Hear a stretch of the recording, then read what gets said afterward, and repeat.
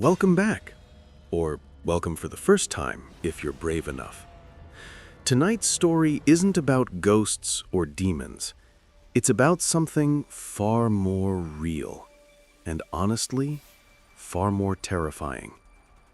Sometimes the scariest monsters are the ones standing right in front of you, smiling, pretending everything's normal, while hiding what they truly are. So dim the lights, put your headphones on, and let me take you inside a hotel pool where nothing was what it seemed and where one mistake almost cost me my life. Story 1. The night my grandpa laughed back. I never thought anything truly frightening would happen to me. I'd grown up watching horror movies, listening to creepy stories online, but nothing ever crossed that boundary into real life. Until one week during my university break. I'd come home expecting nothing more than rest, home-cooked meals, and the comfort of my family. But instead, I was about to learn what real fear feels like. The first few days were normal, quiet, comforting. But on the 5th day, I heard whispering. Not in my head, not faint or imagined. Real whispers, right beside me. I brushed it off, blamed the late-night movie I'd watched. The next morning, I forgot about it. Then came the 6th day. I had a routine. I'd sleep in the big bedroom I shared with my mom, aunt, and grandmother. Then around 6:30 a.m., I'd move to my grandfather's room because it was cooler and quieter. He was always outside on the terrace by then, enjoying the morning air. But that morning, I woke at 3 a.m., groggy, half asleep, clutching my pillow. Instead of checking the clock or thinking twice, I stumbled toward my grandpa's room with my eyes still half shut. I knew the layout of the house well enough to walk it blind. I opened the door and froze. Grandpa was sitting upright on the bed, staring at me with blank, cold eyes. My chest tightened. I forced a tiny smile. "Sorry, Grandpa, I didn't realize..." He grinned. A slow, unnatural stretch of his lips that didn't belong on a human face. I slammed the door shut and turned to run. That's when I heard his laugh. Not friendly, not tired, but sharp, broken, wrong. I opened the door just a crack. He was standing right there, inches from my face, smiling through the gap, laughing harder. I stumbled back, heart pounding, and ran to the main room. I threw open the door, and there sat my mother, my aunt, and my grandmother, all staring at me. Then my mom started laughing. Then my grandmother joined in. Then my aunt. That same twisted, jagged laughter. My legs gave out. I covered my ears, but it didn't matter. The sound pushed its way in, vibrating through my skull. Then, suddenly, I was laughing too. My chest burned. My ribs felt like they were cracking. I couldn't stop. I fell to the floor, gasping for air between hysterical bursts. Then darkness. When I opened my eyes again, I was in a hospital bed. My real family surrounded me, crying, relieved, terrified. My mother kissed my forehead over and over, thanking God I was awake. I asked what happened. She said I had stood up in the bedroom, arched my back unnaturally, clawing at the air. Tears streamed down my face. Then I collapsed. They rushed me to the hospital. As everyone stepped outside to talk to the doctor, one person stayed behind. My grandpa. He leaned close, smiled sweetly, the warmest smile I had ever seen from him, and whispered, "Did you laugh your heart out, little darling?" I don't know what happened that night. Sleep paralysis? A nightmare? A hallucination? But sometimes, late at night, when the house is quiet, I swear I still hear that laughter. Story 2. The Man Who Fell Twice. My grandmother has always been the toughest woman I know. A former nurse in England, she'd seen far too many deaths. Gang violence, car crashes, medical emergencies. Nothing ever seemed to shake her. But the strange things surrounding her life, that's a different story. Her house always had one unsettling detail. The dog refused to go upstairs, specifically because of a single room. Cold, wrong, heavy. We later learned from a neighbor that a woman had died there long before my grandmother moved in. But the hospital stories were worse. One late night, while she was working a quiet shift, she heard the sound of a cane tapping down the hallway. Tap, tap, tap. She didn't think much of it. An elderly patient had always done that, except that patient had died earlier that week. Still, the sound returned the next night, and the next. Same time, same slow rhythm. She'd turn on the lights and find nothing. She told me she was certain it was the woman's spirit still walking the hospital at night. But nothing she experienced there compared to what happened the day my mother was born. My grandmother arrived at the hospital carrying my newborn mom in her arms, proud and glowing. One of the doctors, a kind, cheerful man she'd worked with for years, waved her over and offered his parking space right near the entrance so she wouldn't need to walk far with the baby. She gratefully accepted. She parked in his spot, brought the baby inside, and started showing her off to the staff. Then it happened. A thunderous, sickening crash echoed from outside, followed by screams. My grandma rushed through the doors, and her heart nearly stopped. A man had fallen from one of the upper hospital windows. He hadn't just fallen. He had landed directly on the doctor's car. The doctor who'd given up his parking spot. If my grandmother had parked in her usual place, in her tiny little Mini Cooper, she and my newborn mother would have been crushed instantly. No chance of survival. The staff later explained the man who jumped had shown no signs of distress that morning.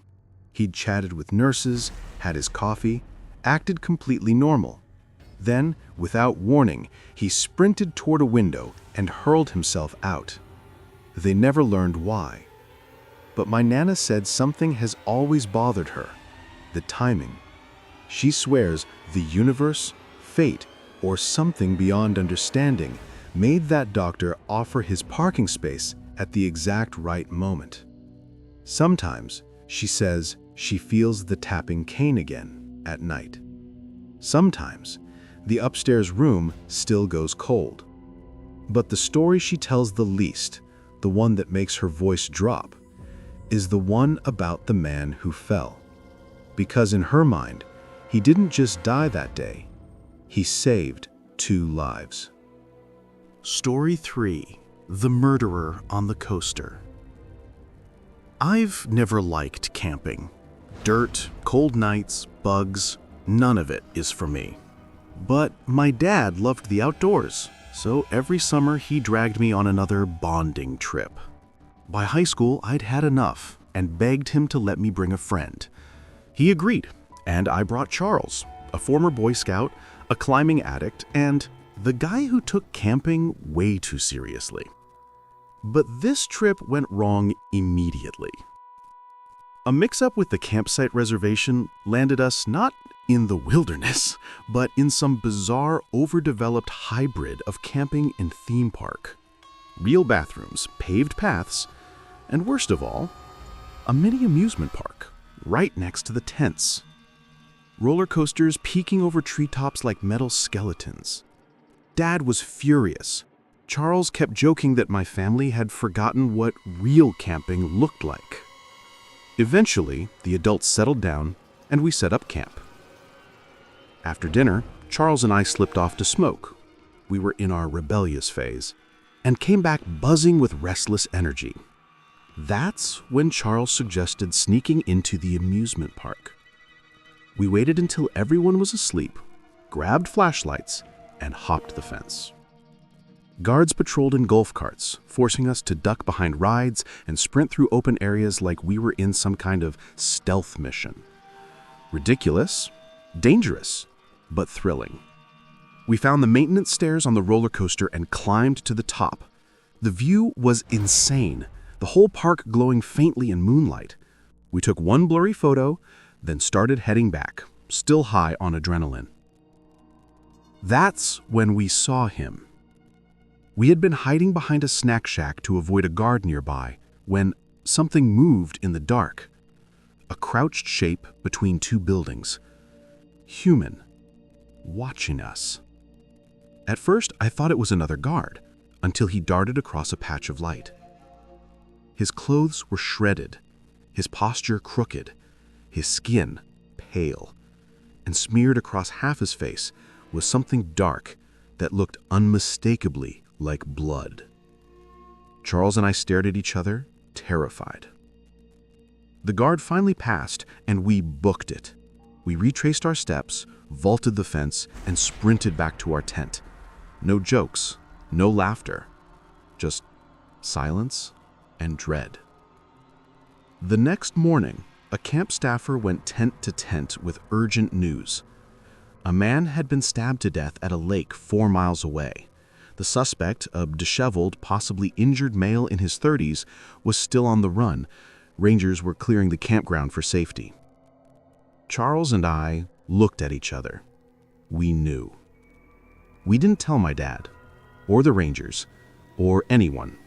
Not because we didn't care, but because we were teenagers terrified of getting in trouble for sneaking into the park.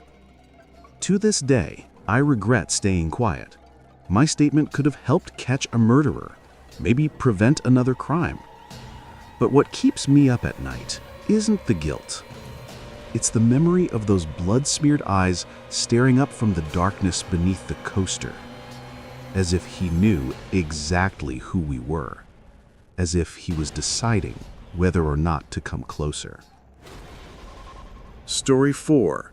The Clown at 96th Street.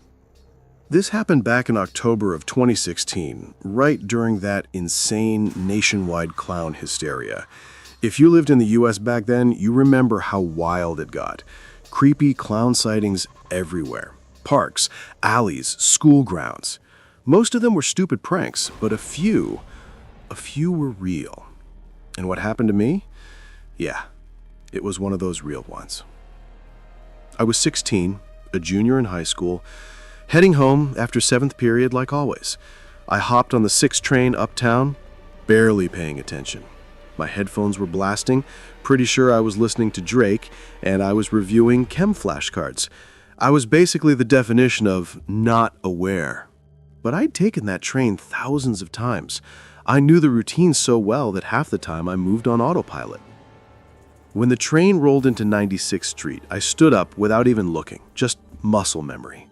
I walked toward the doors with my head still down, scrolling through my phone. But something shifted in the corner of my eye. Something blocking the doorway. I looked up.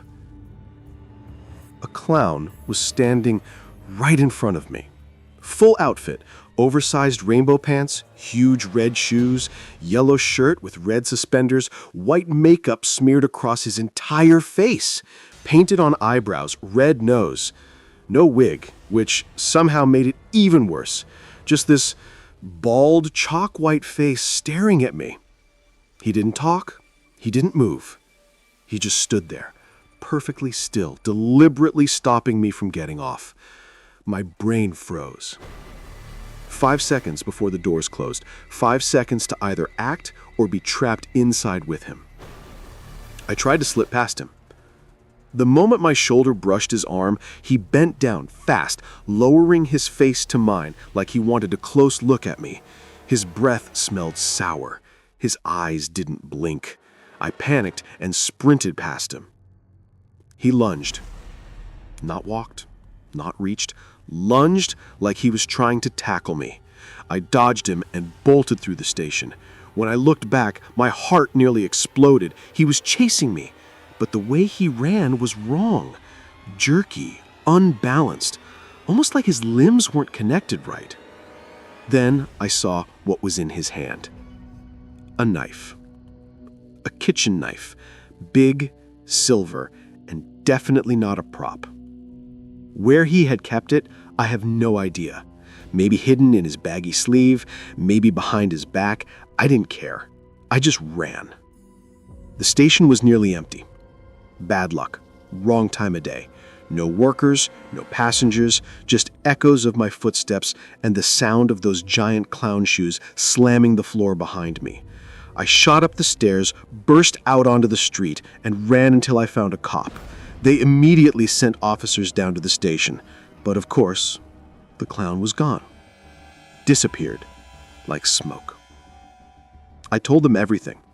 They reassured me I was safe, but for weeks afterward, I kept imagining him stalking me home, standing across the street from my house, waiting. None of that happened, but the fear stayed. And somewhere out there, maybe still in New York, maybe not, there's a man who dressed as a clown during the 2016 hysteria and chased a random 16-year-old with a knife, and nobody ever caught him. Story 5. The Burning Woman in the Storage Room. Hi, my name is Nadine. I live in India, and this happened to me in June of 2013 during school holidays.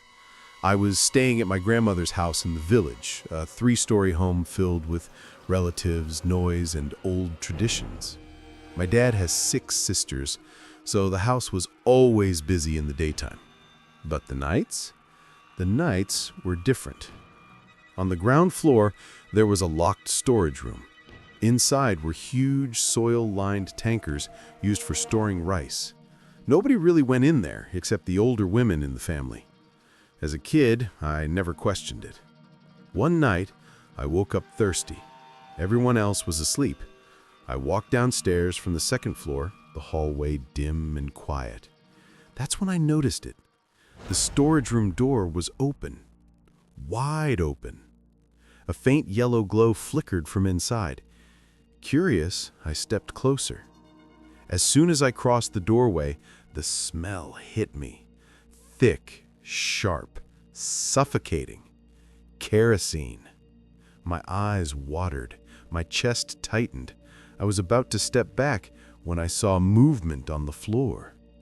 At first, I thought it was an animal, but then it lifted its head. A burning figure, a human figure, was crawling toward me. Flames danced across its skin but didn't consume it. It didn't scream, it didn't make a sound. It just dragged itself forward, one arm at a time, like it was desperately trying to reach me. My mind shut down. I turned and ran. Behind me, something crashed. A loud, violent sound, and the entire house went dark. The electricity cut out, like someone had flipped a switch. I froze on the stairs, shaking, gripping the railing.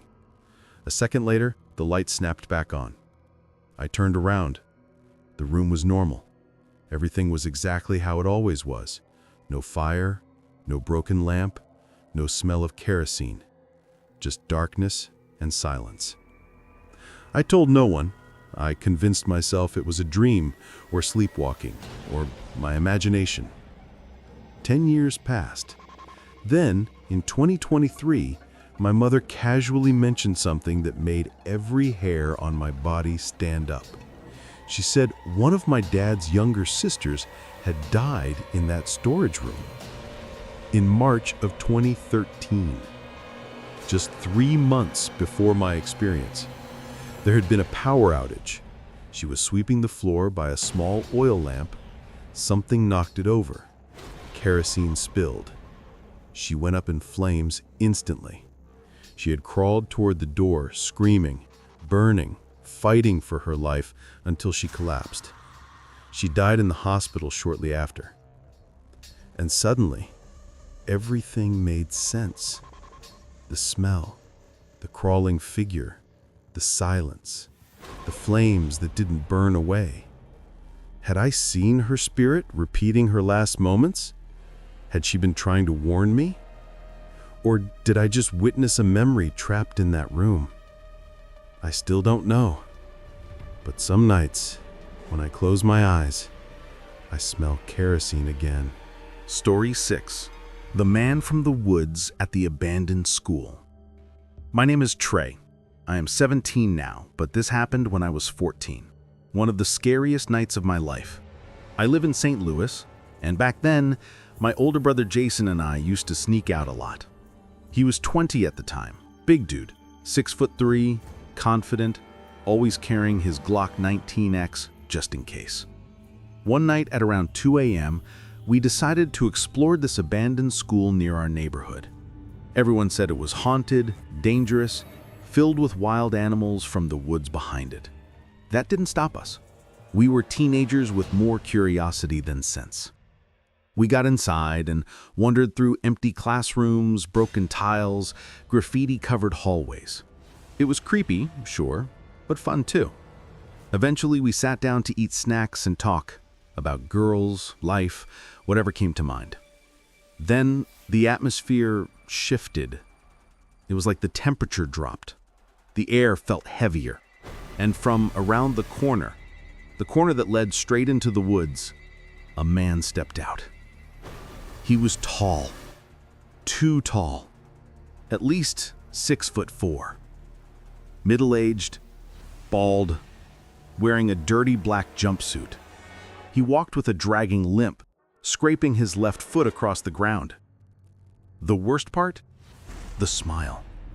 Wide, empty, wrong. And even from several feet away, I could smell the alcohol pouring off him. Jason tensed immediately. His hand dropped into his bag where he kept the gun. I wasn't small either. I'd been boxing for 6 years, but none of that mattered when the guy lifted the bottle in his hand and slurred, "Want a drink?" Every instinct in my body screamed, "Run." He muttered something under his breath. When we asked what he said, he repeated it, slowly, clearly. "I wonder what your blood would look like on the grass." My stomach twisted. My hands went cold. Then he started explaining in disturbing detail how he could kill someone quietly, how animals in the woods would eat the body, how no one would find the bones. Jason shoved me behind him. Then the guy shouted, "Come here, you punks." He staggered towards us fast, lifting the bottle like a weapon. Instinct took over. I stepped forward and punched him straight in the nose. It exploded in blood. Jason pulled his gun, pointed it at the man's face, his voice cracking with anger. "Don't move." The man just laughed, blood dripping, smiling like he wanted to die or kill. "I'm gonna kill you and your brother," he whispered. Something inside me snapped. Fear turned into rage. I started punching him again and again, yelling, crying, shaking, until flashing lights filled the hallway. A neighbor had heard the shouting and called the police. They dragged me off him. Jason explained everything. The man was arrested, and we walked home in silence. The second we closed the front door behind us, the weight of it hit me. I broke down sobbing. I was 14, and I had almost been murdered by a stranger who crawled out of the woods. To this day, I have one thought that won't leave my mind. What would have happened if I had accepted his drink? Story 7. The Night the Pool Tried to Swallow Me Whole.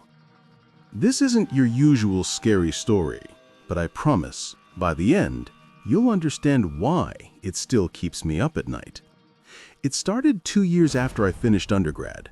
Technically, I was taking online classes for a graduate certificate, but the truth is I had way too much free time. I was bouncing between random side jobs, trying to save money and figure out my life. Back then, Indeed was basically my best friend. I probably found 90% of my work there. I was also sick of door dashing the same 6 neighborhoods for what felt like pennies. So one night, I told myself I needed something different. Anything different. That's when I found the job that changed everything. It was a private lifeguard position at a hotel a few towns away. At first glance, it looked normal. Then I noticed the details. The work hours were completely reversed, 5 p.m. to 1 a.m. on weekdays. Who runs a hotel pool at 1 in the morning? Then came the part that made me stare at the listing for way too long. Must not speak Spanish. I read it twice, then a third time. I've spoken Spanish since childhood. I'm half Mexican. And the town this hotel was in? 90% Spanish speaking. So the requirement felt weird, almost targeted.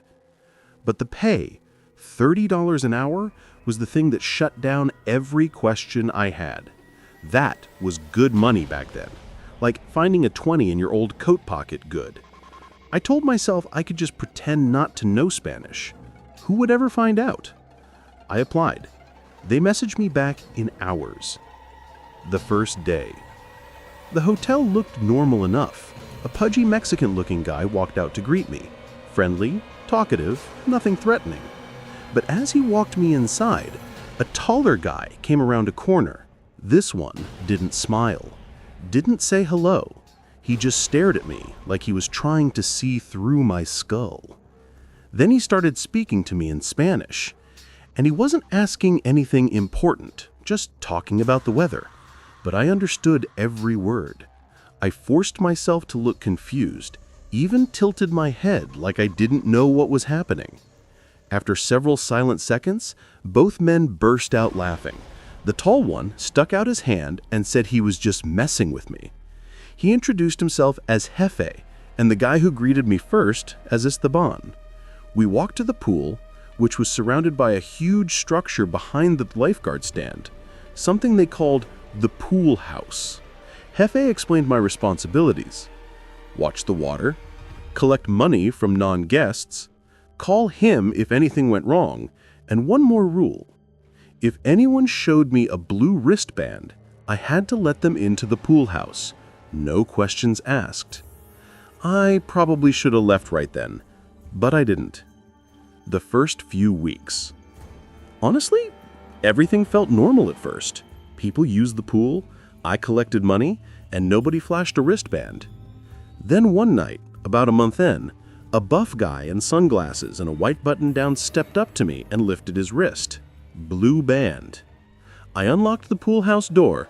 He disappeared inside. An hour later, he came out, his backpack much fuller than before. And that became the new routine. More wristbands, more backpacks, more people using the pool, even overpaying me ridiculous amounts of money, like $20 for a $5 fee. I called Jefe, confused. He cut me off mid-sentence and said, "People make mistakes, don't worry about it," and hung up. That call told me everything. I was in the middle of something illegal. And then the pieces fill into place. The backwards hours, the wristbands, the locked pool house, the rule about not speaking Spanish, the constant overpayments. It hit me like cold water. They were laundering money, maybe worse, and I was the perfect clueless employee on the payroll. Except I wasn't clueless, and that made everything dangerous. The day everything changed. A few weeks later, I actually saved a kid from drowning. Pulled him out, got him breathing, the whole pool cheered for me. I felt like a hero. Then I learned the kid was Jefe's son. The next day, a crowd of wristband wearers waited at the gate with a glass of wine for me. Everyone toasted, everyone celebrated. But then one man gave a toast in Spanish. His voice dropped low. He talked about all the money they were making and all the lives they were destroying. Everyone laughed. And that's when my stomach dropped. I wasn't helping run some harmless side hustle. I was working beside something genuinely evil, and I was starting to enjoy the perks. I hated myself for that. The phone call. The moment everything collapsed was stupidly simple. My mom called. My mom only speaks Spanish, so I had to respond in Spanish. I walked into a quiet corner, answered, talked for maybe 2 minutes, and hung up. When I turned around, Esteban was standing right behind me, staring straight into my soul. "How long have you known Spanish?" he asked. My blood turned to ice. I lied, said I was just learning, practicing with a friend. He stared at me for way too long, like he was deciding something. Then he just said, "Okay," and walked off. But I knew that wasn't the end. A few minutes before my shift ended, he approached my stand. "Come an hour early tomorrow. I have a new opportunity for you," he said. Then he tipped me a couple $100 and walked away. That was the moment I realized they weren't going to let me stay just a lifeguard. They wanted to bring me deeper. And once I went deeper, there would be no way out.